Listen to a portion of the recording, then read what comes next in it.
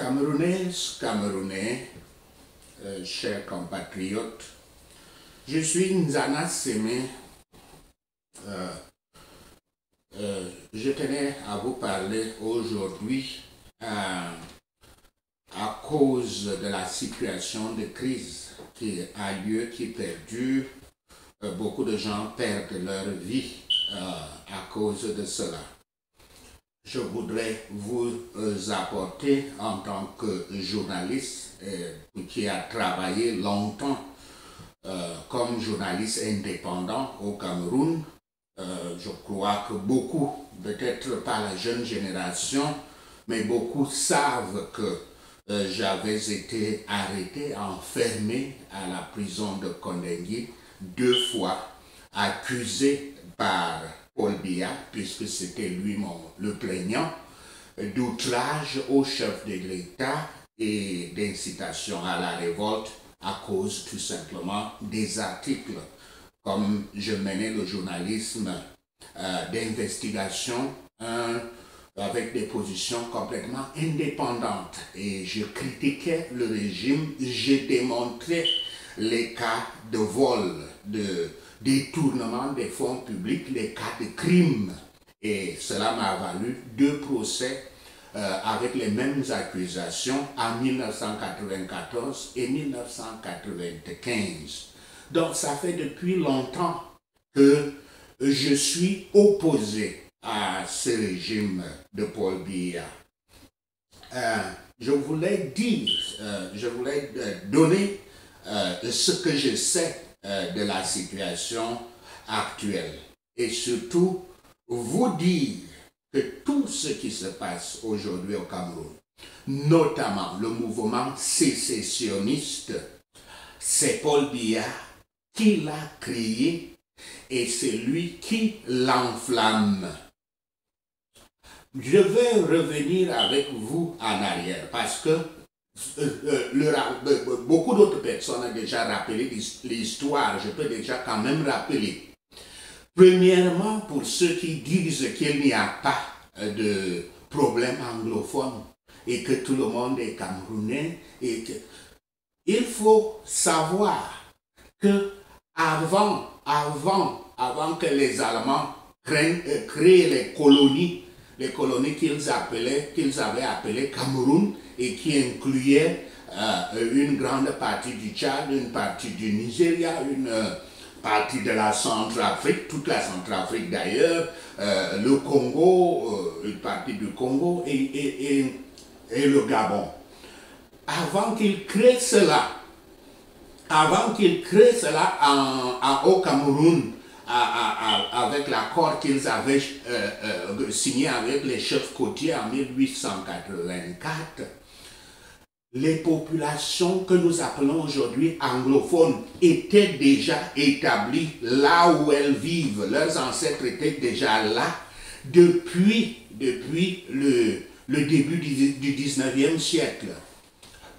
Les missionnaires, Alfred Sacker, le missionnaire jamaïcain qui était venu s'installer là, c'était des missionnaires qui avaient commencé vers 1848, avant que les Allemands pensent même à occuper les terres pour créer le Cameroun.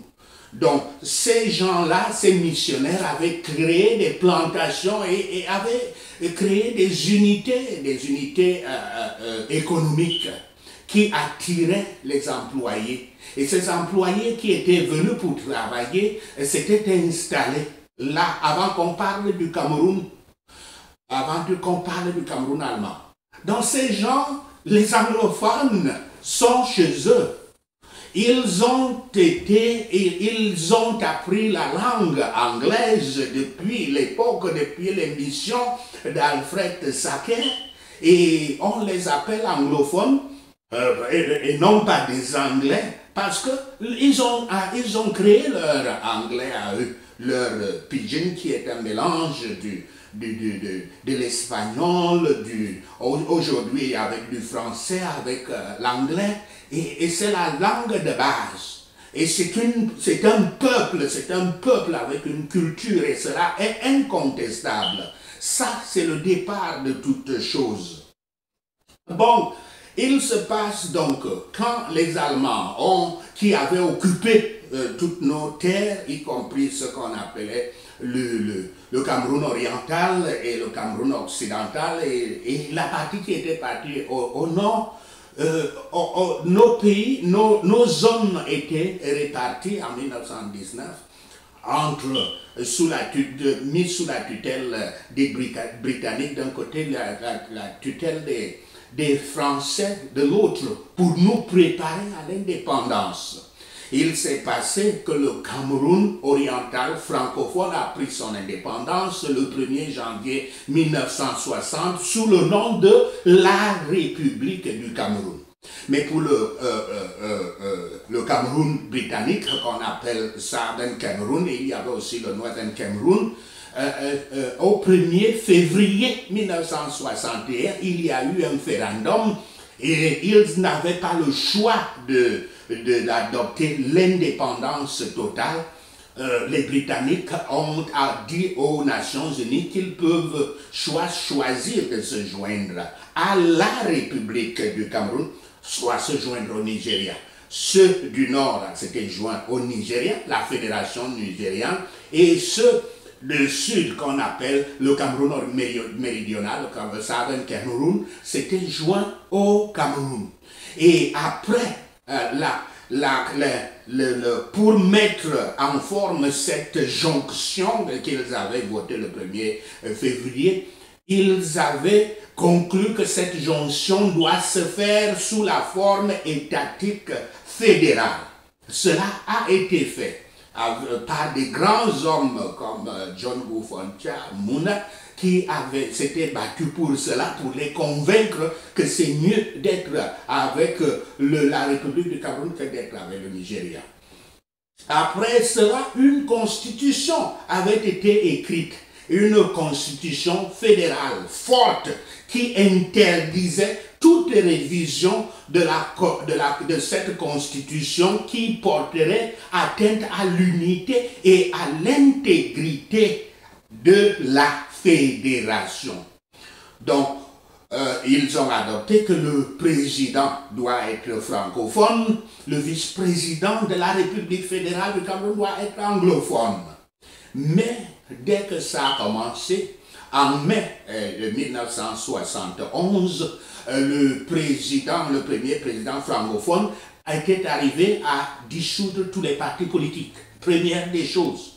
Comme ça, il contrôlait le parti unique qu'il avait créé. Après, avec ça, il appelle maintenant, nous étions là à l'époque où on pourchassait, où on tuait les UPCistes. C'était l'état d'exception, l'état de la terreur. Et c'est en ce moment-là que Ahidjo, le 20 mai 1972, il dit qu'il organise tout un référendum. Non pas seulement dans le Cameroun méridional, anglophone, puisque c'est eux qui étaient concernés, de dire oui ou non, nous voulons changer la fédération. Et en plus, ils ne pouvaient même pas le faire, puisque la Constitution le terminait, l'interdisait. Ahidjo a fait adopter, il a fait un référendum illégal pour établir un État dit unitaire. C'est là le mécontentement anglophone a commencé, mais on les calmait, on leur disait unitaire, ça veut dire quand même nous sommes deux. Et vous aurez toujours le traitement qu'il faut, parce que dans l'État fédéral, la condition était que les deux États devaient être égaux. Mais quand Ahidjo part, son successeur, Paul Biya, vient.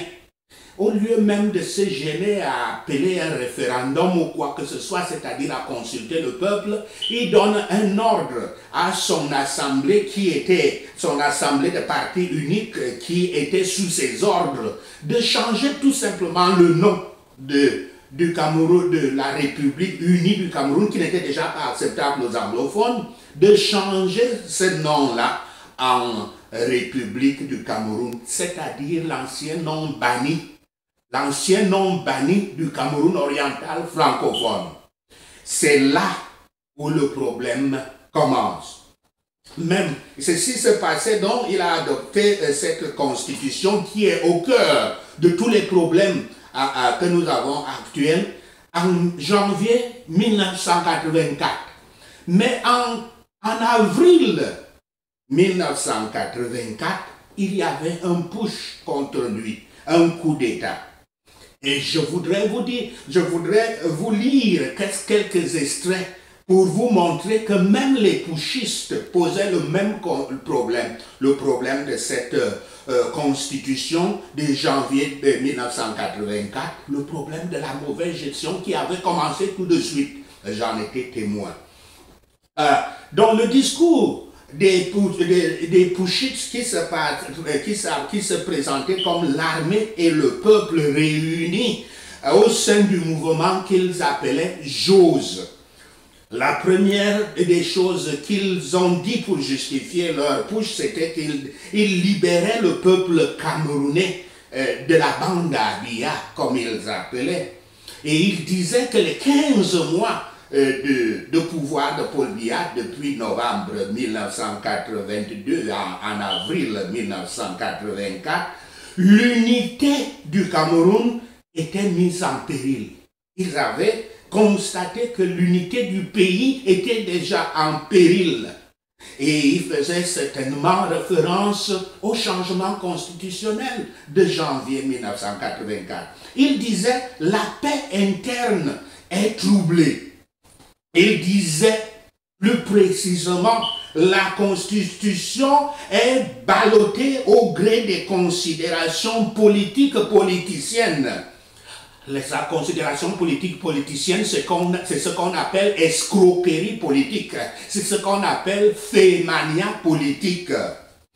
Et il disait plus précisément, et c'est ce que nous vivons aujourd'hui, il disait que le gouvernement et ses agents, au lieu de servir le peuple et la nation, sont plutôt en train de se servir. Et il disait que tout est comme s'il voulait se remplir les poches avant qu'il ne soit trop tard. Et les mesures qu'il prenait sont importantes. Il disait la constitution de janvier 1984 est suspendue. L'Assemblée nationale est dissoute. Au sein de l'armée, et ceci est très important, au sein de l'armée, il disait que les officiers supérieurs sont déchargés de leurs fonctions. Mais ce push était justement porté à son échec, justement par ces officiers supérieurs. Ils avaient donc mené une contre-attaque. Ils avaient massacré les putschistes, les militaires putschistes du mouvement JOSE. Et ils avaient libéré Paul Biya et sa famille qui se trouvaient dans le bunker du palais présidentiel à Etoudi. Et c'était ainsi qu'ils avaient installé ce qui est en réalité un régime militaire dirigé par un civil Paul Biya. Et ceci est très, très important. Remontons dans l'histoire. On constatera qu'en 1985, tout comme ces putschistes dénonçaient la mise en péril de l'unité nationale, les anglophones s'étaient organisés en 1985,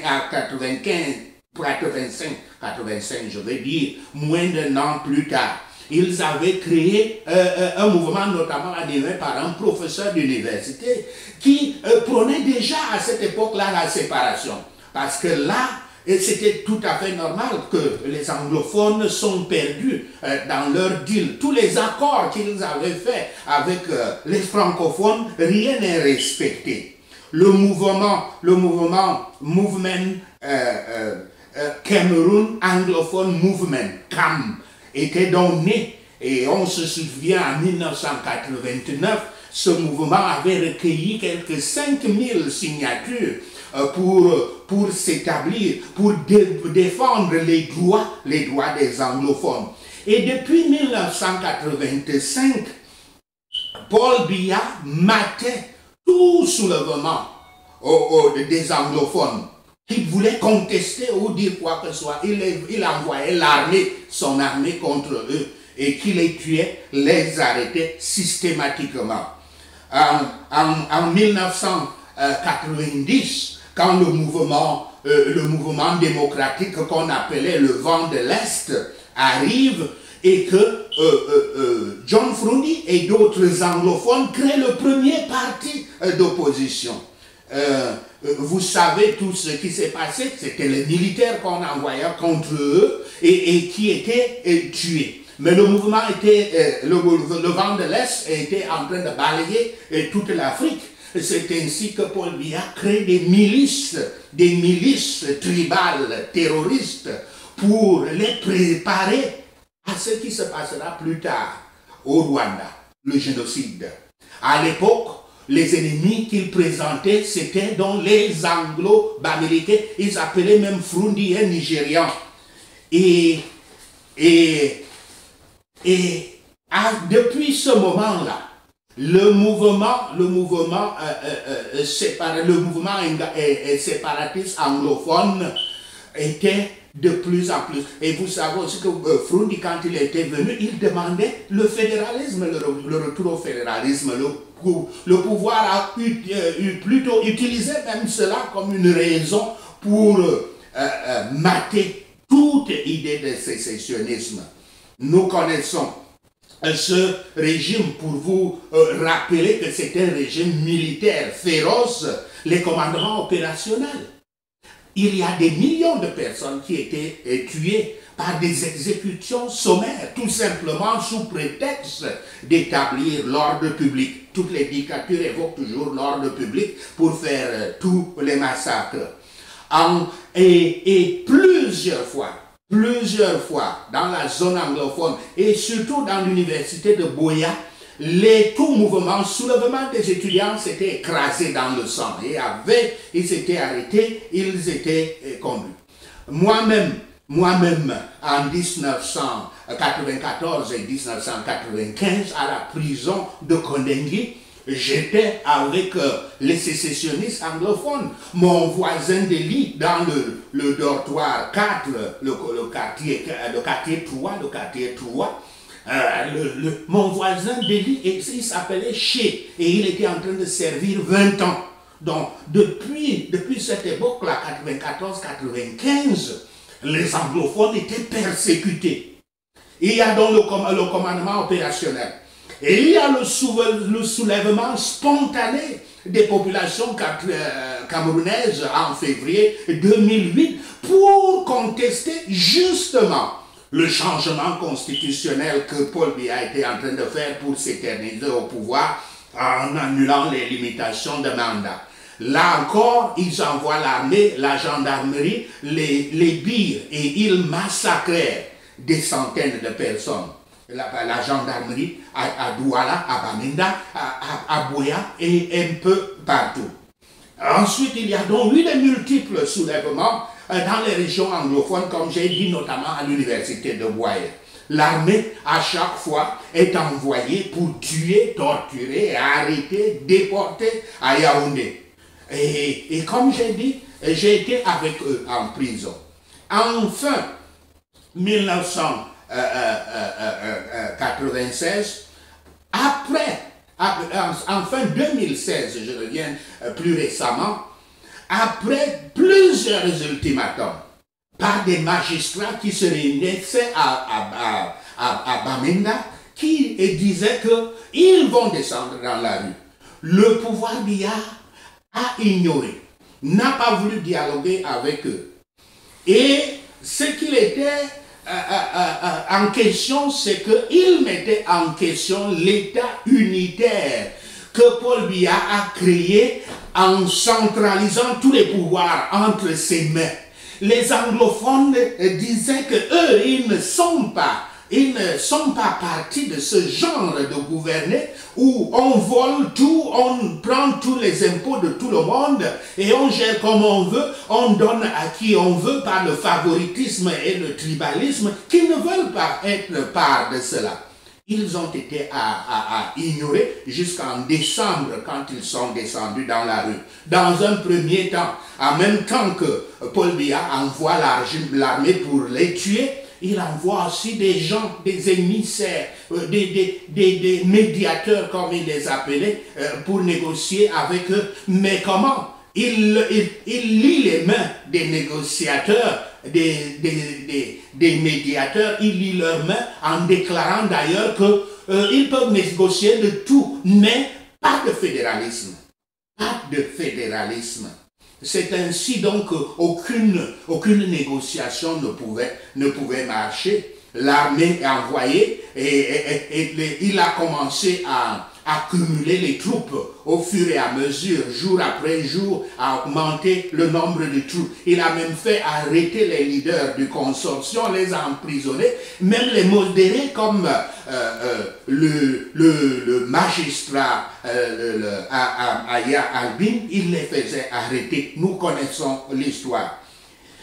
Mais ce qui se passe et ce qu'on a observé, c'est que chaque personne tuée, chaque personne arrêtée et déportée à Yaoundé radicalisait le mouvement qui était au départ le mouvement de revendication du fédéralisme, parce que les anglophones veulent gérer leur propre État indépendant, autonome. Et il faut que nous rentrions dans la formule du fédéralisme qui va leur donner cette possibilité. Ils n'acceptent plus que tout leur sort soit centralisé à Yaoundé et dépendent de Yaoundé. Donc, c'est ainsi donc, au fur et à mesure que ces forces de terreur continuent à tuer les anglophones, le mouvement est radicalisé et devient, comme aujourd'hui, c'est déjà devenu un mouvement sécessionniste, et cela a été aggravé par les anglophones de la diaspora. Donc, comme nous pouvons le constater, Paul Biya, le problème actuel, c'est que Paul Biya est un hors-la-loi. C'est quelqu'un qui manipule les constitutions comme il veut. Sa logique, c'est que dès que tu prends le pouvoir, tu peux, à partir de ce moment-là, être au-dessus de la loi. Et tu peux changer la loi à ta faveur. Comme justement, et tu peux utiliser de l'escroquerie politique, ce que les putschistes appelaient politique politicienne. Tu peux utiliser tout ce que tu veux et tu seras au-dessus de la loi. La preuve, et dans ses constitutions qui ne fait que multiplier, il avait dit que il avait mis quelque part une clause, un article qui oblige les gens qui gouvernent à déclarer leurs biens. Il n'a jamais déclaré ses biens et il ne paie même pas ses impôts au Cameroun. Ce qui montre que c'est quelqu'un qui est essentiellement hors la loi, un délinquant. Et il faut le dire, c'est ça le nom. Donc, le problème du Cameroun a commencé en 1972, mais il n'était pas grave quand on a changé la forme de l'État, de la fédération en une certaine république unie. Cela illégalement en violation de la Constitution de 1961 qui l'interdisait. Cela portait atteinte à l'intégrité de la fédération, cela portait atteinte à l'intégrité. Mais maintenant, quand Biya vient, il ordonne la Constitution de janvier 1984, il portait atteinte à l'unité du Cameroun. Parce que le nom, la République du Cameroun, était déjà banni. Et il ne s'est pas arrêté seulement au simple nom, il a centralisé de manière incroyable, il a cumulé tous les pouvoirs entre ses mains. Le résultat est ce que nous voyons aujourd'hui. Le favoritisme, les régions que lui-même il a créées sont abandonnées, comme par exemple la région de l'extrême nord, qui a été abandonnée complètement dans son état presque préhistorique et qui était devenu le terreau, la terre par excellence des recrutements des terroristes de Boko Haram.